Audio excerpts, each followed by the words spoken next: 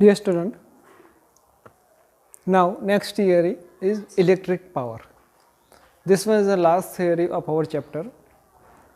What do you mean by power? Power means rate of work done is defined as the power. So just सोच लो power is equals to W by T. लेकिन हमें यहाँ पे electric power की बात करनी है. Electric power की वजह से वर्क डन होना चाहिए. तो वर्क डन करने के लिए यहाँ पे वर्क करने वाला कौन है? तो वर्क करेगा, चार्ज करेगा, डेल्टा क्यू जैसे सोच लेते हैं.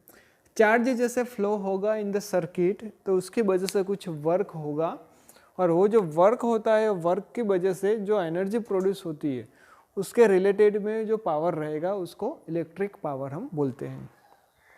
सबसे पहले देखते हैं कॉमन सर्किट. एक रजिस्टर आर कनेक्ट किया हुआ है हमने यहाँ पे between point A and B. इसको एक cell of voltage V and switch के साथ कनेक्ट किया हुआ है.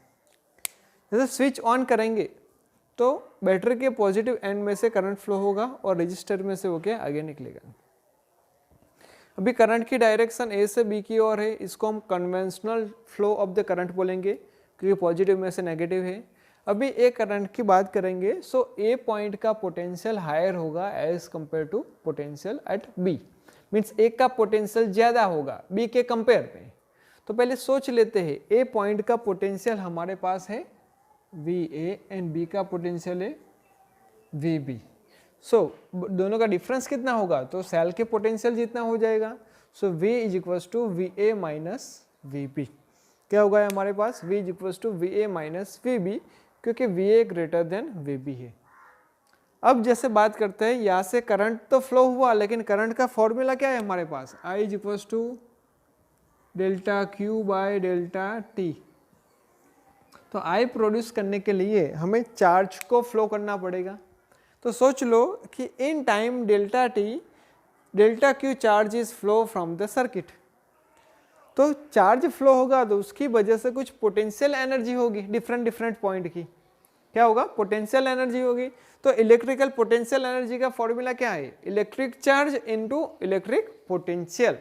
क्या है formula? Electric charge into electric potential. अब यहाँ पे देखते हैं potential energy at point A point की पोटेंशियल एनर्जी कितनी होगी? तो चार्ज तो डेल्टा क्यू है और उसका पोटेंशियल कितना है? V A. बी पॉइंट की पोटेंशियल एनर्जी कितनी होगी? चार्ज डेल्टा क्यू एंड उसकी पोटेंशियल है वी बी वो पॉइंट की. और पोटेंशियल एनर्जी का चेंज कितना है? मीन्स रजिस्टर के दोनों एंड के बीच का पोटेंशियल एनर्जी का चेंज कितना है? तो delta U is equals to U B minus U A. ये दोनों का डिफरेंस ले लिया हमने. डिफरेंस लेंगे तो क्या रहेगा? डेल्टा क्यू कॉमन निकलेगा V B minus V A. लेकिन हमने पहले देखा था यहाँ पे कि v is equals to V A minus V B है. वी बी माइनस वी होगा तो माइनस वी हो जाएगा. V B minus V A होगा तो यहाँ पे हो जाएगा माइनस वी. वही कंडीशन यहाँ पे है तो हम यहाँ पे माइनस वी लिख देते हैं. अब Q की जगह पे डेल्टा Q की जगह पे आ जाएगा I इंटू डेल्टा टी. वो यहाँ पे वैल्यू लिख दी. तो this one become the change in the potential energy is equals to minus I delta T into V means potential difference between 2 point. Now as per laws of the conservation of the mechanical energy, laws of the conservation of mechanical energy क्या होती है? तो potential energy का जो भी change होता है उसको डेल्टा यू बोलेंगे. काइनेटिक एनर्जी का चेंज होता है उसको डेल्टा के बोलेंगे और दोनों का एडिशन कांस्टेंट होता है मीन्स जीरो होता है.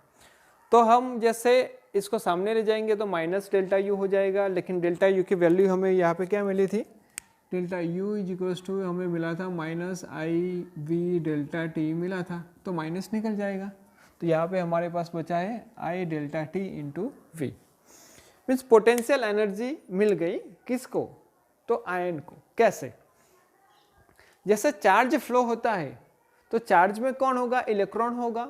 वो इलेक्ट्रॉन का कोलिजन होगा विद द आयन. जो पॉजिटिव आयन होते हैं उसके साथ कोलिजन होता है. और जो आयन होते हैं अपने मेन पोजीशन के सराउंडिंग वाइब्रेशनल मोशन करते हैं सोच लो ये पार्टिकल है पॉजिटिव आयन, इसकी वाइब्रेशनल मोशन कुछ होती है, अब इसके साथ इलेक्ट्रॉन का कोलिजन होगा तो इसकी वाइब्रेशनल मोशन में थोड़ा इंक्रीज होगा एंड रैंडमली हो जाएगा, and due to this collision ion get energy, ये आयन क्या करेगा, एनर्जी गेट होगा, और एनर्जी की वजह से जो काइनेटिक एनर्जी होती है that one is converted into the potential means heat energy, किस में कन्वर्ट होती है, हीट एनर्जी में कन्वर्ट हो जाएगी। मीन्स चार्ज की वजह से जो आयन होता है उसके साथ कोलिजन की वजह से आयन की एनर्जी इंक्रीज होती है, जिसकी वजह से काइनेटिक एनर्जी होती है वो हीट एनर्जी में कन्वर्ट हो जाएगी। तो एनर्जी जो भी ऑब्टेन होती है डेल्टा टी टाइम में, वो एनर्जी इज इक्वल टू कितना हो जाएगा, delta t, delta W is equal to delta K हो जाएगा, लेकिन डेल्टा के की वैल्यू हमें मालूम है कितनी है, I delta T into V, वो हमने यहाँ पे delta W is equal to I V delta t लिख दी है। तो हमारे पास क्या हो गया, delta W is equal to I V delta t, delta t को सामने भेज देते हैं तो हो जाएगा आई वी, एंड जो delta W by delta t हो गया, हमारा फॉर्मूला बन गया, पावर इज इक्वल टू हमें मालूम है ना क्या होता है, डब्ल्यू बाई टी होता है, यही फॉर्मूला डिराइव हो गया ये वाला, तो उसको बोलेंगे पावर। सो इलेक्ट्रिक पावर किसे बोलेंगे, heat energy produce in unit time is known as a power, उसको बोलेंगे पावर, इलेक्ट्रिक पावर बोलेंगे। तो ये delta W by delta T की जगह पे हमने पावर लगा दिया, power is equal to V into I. अब ये फॉर्मूला में v की जगह पे आई आर लिखते हैं हम, तो यहाँ पे आई आर आएगा और सिंप्लीफिकेशन करेंगे तो हमें मिलेगा p is equal to I square R, और जैसे i की जगह पे v बाई आर लिखते हैं तो फॉर्मूला बन जाएगा v square by R. Means यही फॉर्मूला ओम्स लॉ का फॉर्मूला क्या है, v is equal to I R, इसके ऊपर से i इक्वल टू देखे तो v बाई आर हो जाएगा। तो ये दोनों वैल्यू हम पुट डाउन करेंगे, एक बार v की वैल्यू लिखेंगे यहाँ पे और एक बार i की वैल्यू लिखेंगे और सिंप्लीफाई करेंगे तो पावर के दो फॉर्मूला हमें मिल जाएंगे, P is equal to I square R और दूसरा बन जाएगा P is equal to V square by R. और इसके बेस पे P is equal to I square R के बेस पे हम जूल का फॉर्मूला डिराइव कर सकते हैं।